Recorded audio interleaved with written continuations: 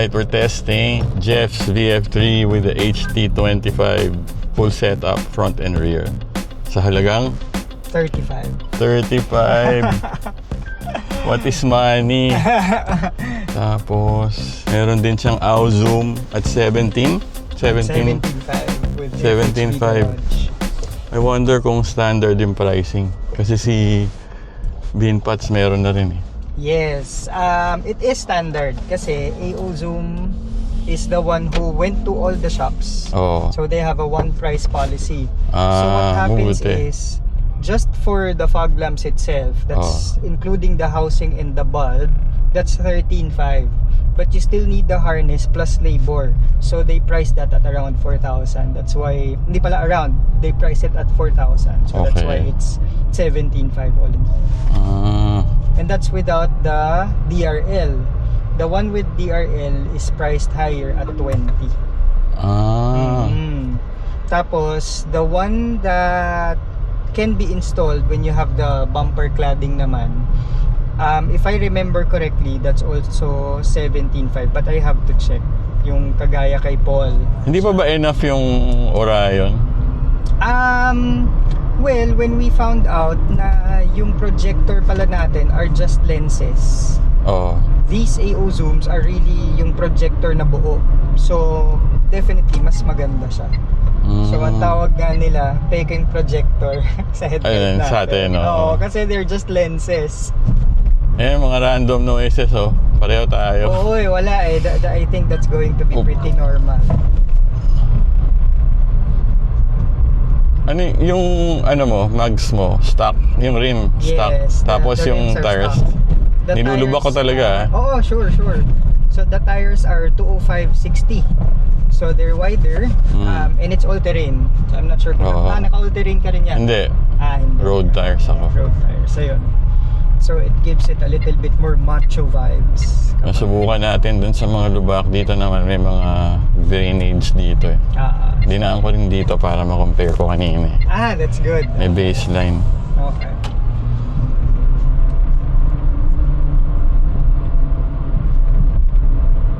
So it's really going to be stiff. Yan. So stiff talaga siya, pero it eliminated bottoming out. Less bouncy. Ako naman, yung sa akin, parang never kong naramdaman na nag-bottom out. Okay. That's good. Oo, correct. Less bouncy. Kasi it now prevents the springs from recoiling. Yung KYB dati talaga, kahit bumaba na ako, nakaupo na ako sa bahay, nahihilo pa ako eh. May after effect pa eh. Oo nga eh. Yun nga yung parang napanood namin. Kaya kaya tinanggal ko siya. Nataga lang ako ng megawatt sa labor. Grabe. Sinisingil ako ng 2.5. Oh, wow. Para lang ibalik yung stock. Sabi ko, tatanggal. Yung may-ari kasi wala doon. Okay. Tapos nagpatawad ng 500. Samantalang doon sa Caltex, 900 lang ba? Basta ganun lang eh. That's just for the rear. Pero when I had the HT25 installed, na siya, 2,200. Kasi 4 na siya. So, nung sinabi mo nga na you wanted to feel the ride of the HT25, sabi ko baka bumalik yung motion sickness mo kasi definitely this is a lot stiffer than KYB. Kasi from stock to KYB, stiffer na siya eh. Sa akin, wala naman akong nararamdaman na hilo ngayon. That's good. Okay. Kasi nga stiff. Tapos, ang napansin ko, parang less yung swaying. Yes. Actually, ang ganda ng handling nito when we went to FHV. Antipolo sumulong eh. So may konting twisties. Ang sarap niya i-drive talaga. Ang kulang kasi sa BF3 yung McPherson na suspension eh. Kung naka-McPherson tayo, tapos ng usapan. Right. Hopefully makadaan tayo sa humps. Humps. Para ma-feel mo rin yung sa humps. Baba ng state of charge mo pala. Malayo pa yan. Rumble strips. Dapat sa concrete eh. Wala akong alam na concrete road dito sa area na to eh. So initial impressions, how is it? Pero it's good na hindi ka nagmo-motion sickness. Oo, hindi, ngayon. hindi. That's good, that's good. Hindi siya masyadong malayo sa stock. Okay. Test ride mo yun sa akin. Kasi nga, naka-wider tires and rims ako eh. Oh, tsaka you have 15s, di ba? So Oo. you also have thicker tires. Oo. At 70 series, tama ba? Or 65? 65. 65. So I'm just at 60. Pero definitely wider. Yan, itong mga pagdaan mo sa kanal, ramdam na ramdam mo yung HT25. Oo. Ramdam mo yung tigas niya. Hindi ito na-adjust, no? Hindi, it's non-adjustable. Mhm. So this is the basic. I know there are already HT25 parang Pro, Mhm. which are adjustable. Pero it comes with progressive springs. Kaya lang yun, sobrang pricey na. I think double or more the price of this. So that's between 70 to 93,000, I think, is the highest price I saw for it. Locally ha? Local na yun. Mahal. Mahal, no? Grabe. Eh yung ano yun? ABM ba? Ano yung isa? ABM. Oo. So ABM are a Chinese brand. So Magkano naman yan? that's a lot cheaper, even cheaper than this. That's just 26,000. Kamusta yung ride? I have yet to ride yung naka full set. Nagsischedule pa ako dun kay Tito B, kay Sir Bernard, para ma-feel ko yung set niya. Pero what's good about that kasi, it's fully adjustable. Oo nga eh. So ride it 1 week, set it at one setting, tapos pag matigas or malambot pa rin, adjust mo lang another week until you really get that setting that would be sa preference mo. Kasi iba-iba naman eh. Tapos syempre, considering yung daily route mo, yung road na dinadaanan mo, so yun, at least ma-adjust mo talaga siya dun sa best setting for you. Oo And nga. for your passengers and for your load. Kasi kami stocks. Oo. So pag namalengke ko, parang may dalawang sakay, agad ako na adults. So mabigat, yes. So with this stiffness ng HT25, dahil mabigat na ako, ang ganda na ng ride ko. Pero pag ganitong magaang, ayun, sabi nga ni Wifey, matagtag pa rin siya.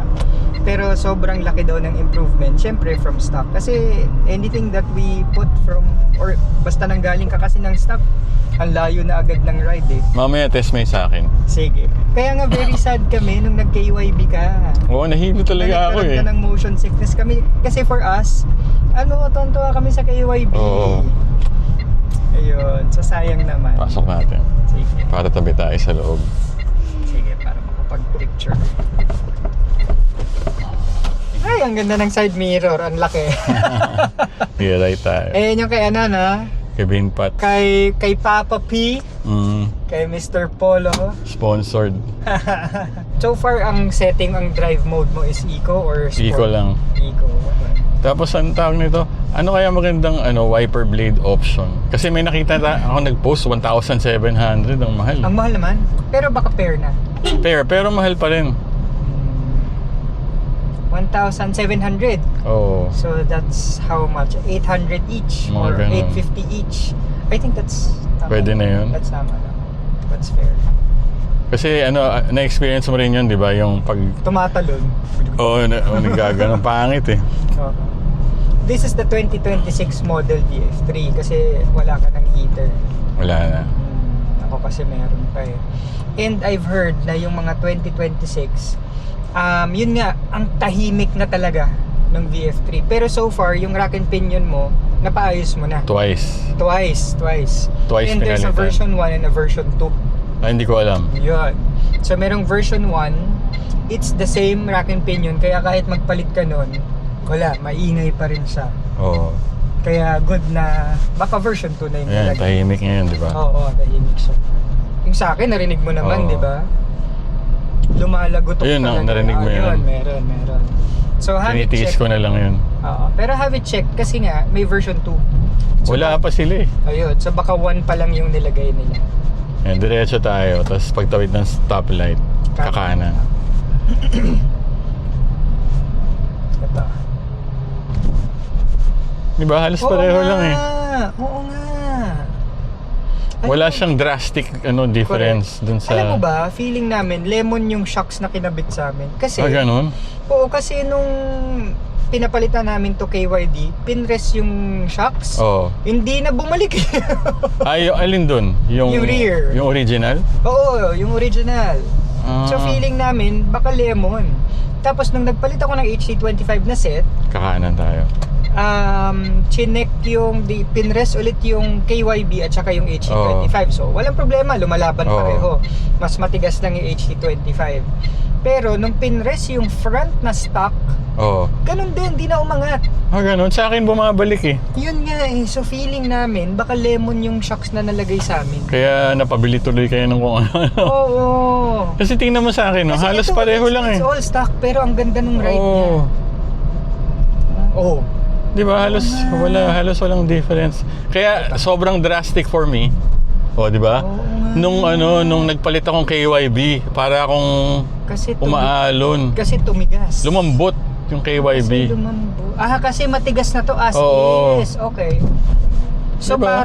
parang ang nangyari sa ang softest mo yung KYB. Oo. Sa amin, ang softest yung stock. Oo. So from... Kaya sa inyo, nagbo-bottom out kasi hindi bumabalik. Yes. Ito never nag-bottom out. Yes.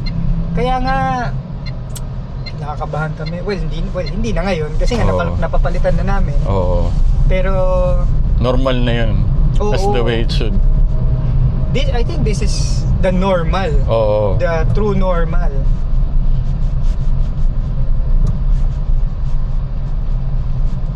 Ito konkreto dito. Ramdam mo yung bumps dito kahit yung maliliit. Oo. Ay, okay. So I think our stock shocks were really the problem. Oo. Kasi ito stock, ang ganda eh. Oo. Kaya naman pala nagkaganon ka sa KYB. Nanibago ako eh. Now I get it.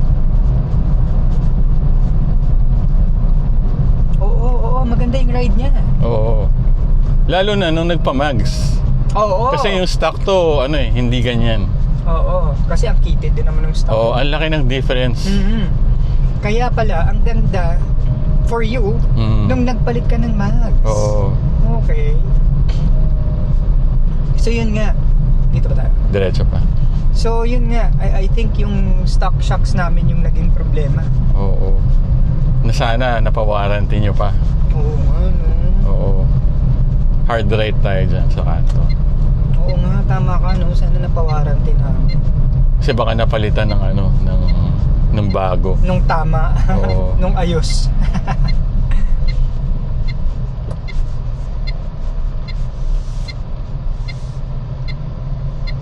Oo nga, even the turning, kapit na kapit, di ba? Pati yung handling niya. Oo.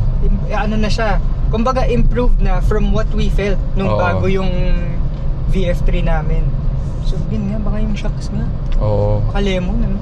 Siguro. Kasi nga, dapat bumabalik yun. Correct. Kasi sa akin, dinemo nung si Caltex guy eh. Bumabalik eh. Okay. Yan, tapos sa traffic light, turn right yan. Timog na yan, ano? Oo. Oo nga. Diba? Now I understand it. Now I get it kung bakit hindi pumatok sa'yo yung KYB.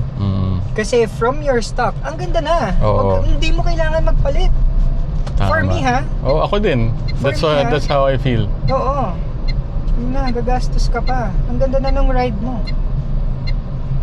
Yan, pwede kang mag-right. Wala namang sign. Walang right on red. Tsaka naka-stop din naman sila. So hindi tayo blocking the intersection. Oo nga. Oo. Shit. This is what dapat ma-experience This is what a brand new VF3 should feel like. Oo. Pero may kinalaman kaya yung 2025 and 2026 model? Hindi ko alam. No? Siguro. Baka Parking ba to? Hindi. Baka dun meron pa sa tabi mo. Yung dati. Iniwan na. Ayan. Nakasama natin si Jeff Ann Ventures. Jeff and Ann. Nasubukan natin yung HT25. Wala masyadong difference. Even Jeff acknowledges the similarity. Kasi ang sabi niya, baka nga lemon yung version 1 na shocks na nakabit sa kanila. Kasi ito as it is stiff na eh. Kaya tayo nanibago ng gusto nung nag-KYB na parang umaalon kasi ang lambot nun, sobra. Ito stiff. Kaya that's one thing that I guess we won't be upgrading because our ride is fine. Kaya ang next target pa rin natin is going to be the nano ceramic tint. Ngayon, uwi na tayo. Uwi na. Sila taga Mandaluyong pa pala. I guess same distance yung Batasan tsaka Mandaluyong. Parang ginitnaan namin dito sa Timog Meetup. Tapusin ko na dito. Maraming salamat. Para makapag sound trip na tayo. DJ DLS, huwag nyo nang i-share. Atin lang to. Peace out.